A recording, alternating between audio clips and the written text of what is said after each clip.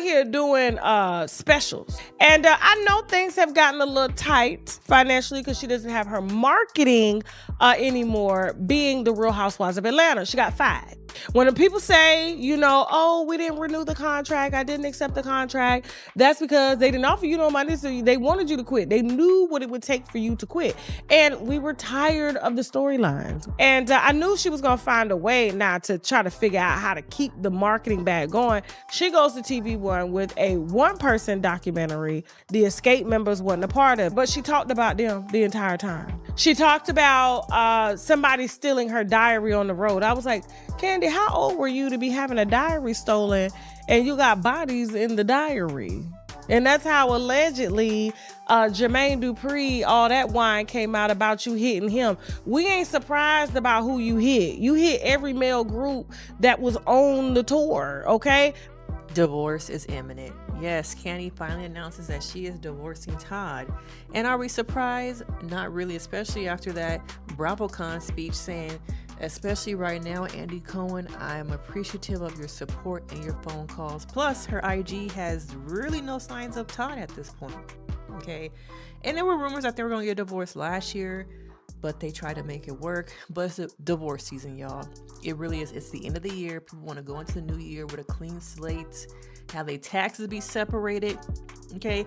Who am I outside this relationship? A lot of people are going through divorce, and as a therapist, we don't talk enough about divorce season, but it's here. Y'all gonna start seeing a lot more people get divorced. And it's been like endless news about the Housewives franchise, Jen Shaw, Wendy, all these girls, Mia.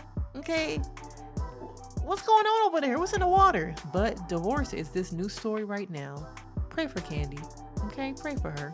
Kandi Burruss and Todd Tucker always looked steady from the outside since linking up back in 2011. But let's be real, plenty of people noticed the cracks long before things started slipping. They built businesses, raised a family, and still something in that vibe felt off, like the energy just wasn't syncing the way it should have. Now, with Kandi quietly dropping Tucker from her Instagram name and whispers that she hasn't been rocking her ring, it's giving exactly what longtime watchers already suspected. This marriage was hanging on by a thread thinner than a weak excuse in a reunion episode. But before we go any deeper into this situation, don't forget to grab yourself something good to snack on from rrgsnacks.com. Applewood bacon jerky, freeze-dried treats, butter toffee peanuts, everything you need while getting into this tea. To really understand how we got here, we have to rewind to 2011 when Todd was behind the scenes as a production manager on The Real Housewives of Atlanta, while Kandi was already a key part of the cast. Her co-star Phaedra Parks actually met Todd first and thought he was cute, smooth, and grounded, so she tried to set him up with Kandi. The whole cast went on that trip to South Africa, and that's where Kandi and Todd really clicked. Once they got back to Georgia, things heated up fast, and the two started getting close in private.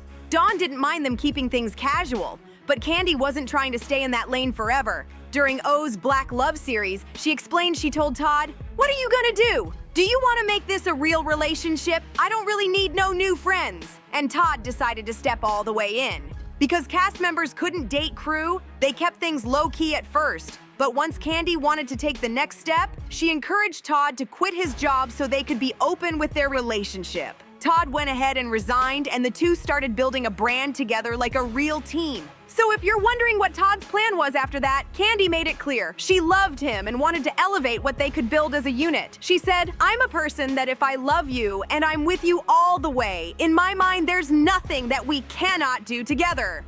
With that, Todd left production life behind and stepped into her world full-time. But the moment their relationship went public, a woman named Mila stepped forward, claiming she had been Todd's partner before he left her for Kandi. According to Mila, she pulled Todd aside to talk things through, and what he allegedly told her was wild. She says Todd told her Kandi was just a trick, that he didn't like her music, she couldn't sing, and that she had a fat ass but a face that was all right. Those were Mila's claims, and they made the whole situation sound messy. She also claimed Todd was using Kandi as his ticket into Atlanta's celebrity world, and that even after he started getting close to Kandi, he was still messaging Mila saying he missed her. If that's true, he was running plays like he was chasing contracts, not love. and doing it with a smile on camera.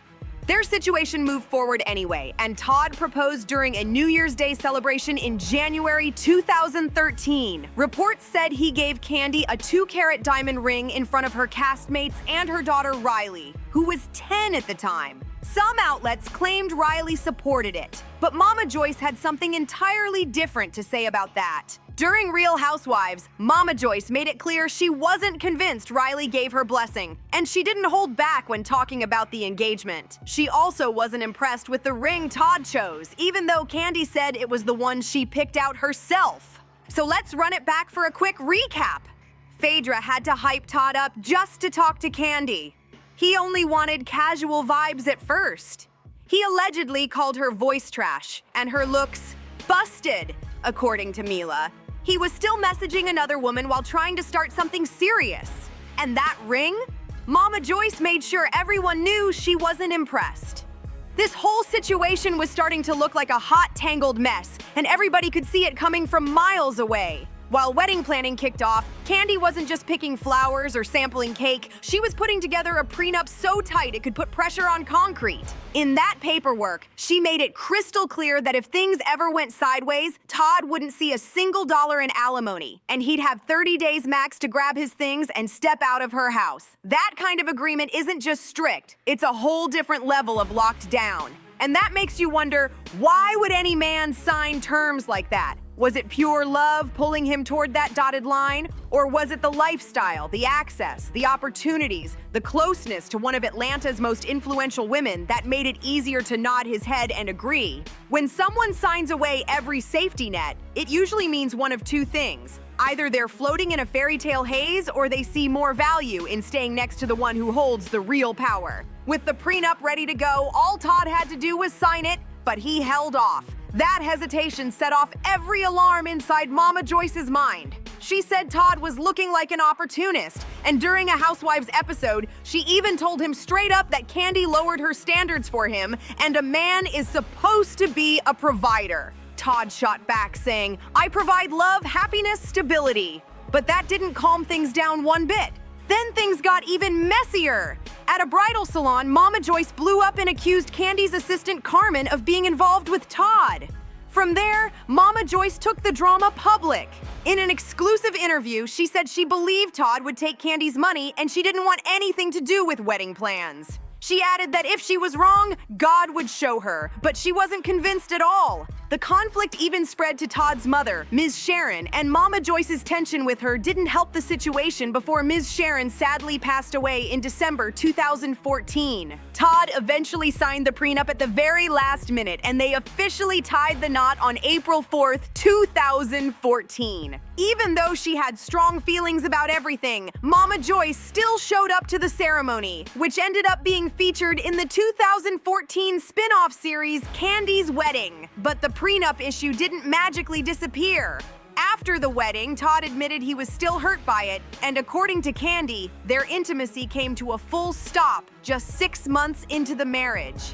That's where the emotional layers really start stacking up. For many men, intimacy ties into pride, security, and feeling valued. So when Todd signed a prenup that basically told him he wouldn't have any claim to Kandi, her life, or her money if things ended, it may have flipped something inside him, even if he agreed to sign it. The power imbalance was huge. Kandi had the money, the home, the spotlight, and the name. And Todd walked into the marriage knowing everything belonged to her. That can hit a man's ego in a way he won't admit out loud. When people feel small or insecure, resentment pops up in places they don't talk about. And in relationships, the first place that cracks is intimacy. When a man feels like he has no control or no position in the relationship, pulling back physically can be a way to regain a sense of power, even if he doesn't say it with words. Meanwhile, Kandi is a powerhouse. A logical, structured, high-achieving woman who handles business like a pro. But intimacy doesn't follow business rules. So when Todd slowed everything down, she felt it deeply. It wasn't just the lack of physical closeness. It was the emotional distance, the silent power struggle, and the hidden frustration behind that prenup she viewed as security while he saw it as a wall. This kind of unresolved tension doesn't disappear. It sits there building until it becomes resentment with a capital R. Kandi wanted to start a family fast, but she told Phaedra that she and Todd weren't even connecting enough to make that happen. Eventually, they finally got back on the same page, and in January 2016, they welcomed their son Ace. Later, in November 2019, they welcomed their daughter Blaze through a surrogate. As they stepped into parenthood, Todd opened up on Kandi's YouTube channel saying he felt disconnected from their new daughter. There were emotional layers stacking up that neither of them seemed ready to handle at the time. When a child is born through surrogacy, some parents, especially fathers, struggle to form that instant emotional connection, and that's a very real thing for many families. Mothers usually get those bonding moments through physical closeness and the natural rhythms that come with carrying a baby. But Kandi wasn't the one pregnant, so the whole experience already felt more structured and less instinctive from the start. For a man who already felt unsure about his place in the marriage and overshadowed inside the home, missing that natural bonding moment may have made him feel even more out of place. Instead of leaning into the family, Todd leaned away, and Kandi noticed it fast. She said he was out of the house too much, clubbing 2 nights back-to-back less than a week after the baby arrived, and staying out until sunrise the day after Thanksgiving. Avoidance is what happens when someone feels overwhelmed or pushed out emotionally. Todd wasn't getting reassurance from Kandi, he wasn't bonding with the baby, and he didn't feel grounded as a father, so he drifted toward the environment where he felt valued. Clubs, nightlife, attention, and temporary ego boosts that made him forget how disconnected he felt at home. When Kandi confronted him, Todd said he went out because she wasn't giving him enough attention, which means he wasn't just asking for affection. He wanted to feel like he mattered in his own household. Deep down, he probably did want to feel like an essential part of the family they created, but he chose a damaging way to fill that emotional gap. Kandi also shared concerns about a New Jersey condo Todd owned, a place he bought with an ex before they ever met. She said every time he went to New York, he stayed at that condo and went out with his friends, which made her feel uneasy. She even admitted she sometimes worried about him cheating. And then, Portia Williams dropped a bombshell. She claimed Todd was allegedly hooking up with women behind Kandi's back and telling them his name was Marvin. That accusation shook the entire fan base, even though Kandi didn't want to believe it. As their businesses expanded and their brand grew, Kandi started to feel like the marriage was turning into more of a work partnership than a romantic one. During a filmed therapy session, she admitted the intimacy between them had faded in a major way and the distance was starting to feel permanent. Todd felt ignored too, but for different reasons. He said Kandi didn't make enough time for their family, and even though he left his job and shifted his life for her, he didn't feel like she made the same sacrifices for him. From his perspective, everything in their world ran on Kandi's schedule, Kandi's career, and Kandi's spotlight, while he was orbiting around it instead of sharing it. He also confessed something deeper. He started taking on more and more businesses because he felt pressure to prove himself to Kandi, Mama Joyce, and the fan base. He said, "I was able to become a business entity that makes a lot of money. Everybody accepts the money guy. He's good, he's the best, he's this. But I'm not happy." That's a heavy admission, and it showed the cracks were way deeper than people realized. While fans praised them for being a powerhouse couple, Todd was drowning under expectations and pressure. When a man starts tying his worth to how much he produces instead of how connected he feels, resentment grows fast. Intimacy fades, and the marriage starts feeling less like a home and more like a never-ending board meeting. So how were they supposed to get things back on track? According to the couple, they tried to shake things up by inviting another woman into the bedroom, a decision that always brings drama, even for the strongest couples. If you watch our messy relationship breakdowns, you already know that adding a third person into a struggling relationship is a risky move every single time. Kandi recently doubled down on their freaky activities, saying there's nothing wrong with it in a marriage, and even revealed they had one within the last 6 months. But when a relationship is already hurting, bringing someone else in is like trying to patch a sinking boat with tape. It might slow the leak for a minute, but the real issues stay underwater. In their situation, the third person might have made Todd feel wanted again or helped Kandi spark something, but it didn't fix the emotional roots of their problems. So let's ask our besties. Have you ever thought about bringing a third person into your relationship, or is that a hard no for you? Drop your thoughts below, and don't worry, no judgment here. Now, fast forward to November 17th, 2025. Kandi showed up at BravoCon alone, and fans immediately noticed she wasn't wearing her wedding ring. People also realized she had removed Todd's last name from her Instagram account and hadn't posted him since around October. Even though Kandi commented on Todd's recent post with their kids, his photos were giving single dad energy, and everyone noticed it. At the end of the day, none of this shocked longtime viewers. The signs that Todd was never fully locked in have been blinking bright for years.